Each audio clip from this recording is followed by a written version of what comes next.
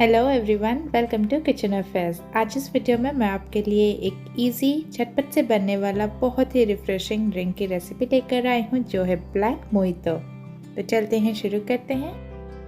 ऐसे साइज़ का एक ग्लास ले लेंगे। सबसे पहले एक छोटे साइज़ के नींबू को दिखाए गए साइज़ में काट लेंगे और फिर ग्लास में डालेंगे।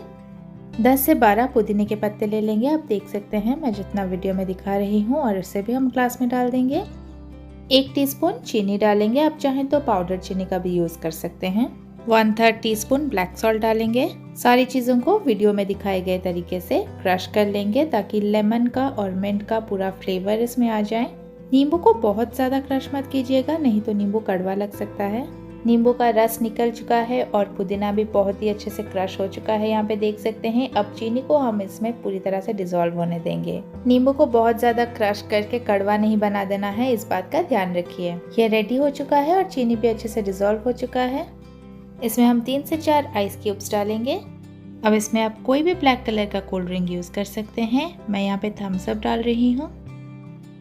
एक स्ट्रॉ के हेल्प से सब कुछ अच्छे से मिक्स करके इमीडिएटली इसे सर्व कीजिए। वीडियो अच्छी लगी हो तो प्लीज़ इसे लाइक कीजिए, शेयर कीजिए और मेरे चैनल को सब्सक्राइब कीजिए। Thanks for watching. बाय।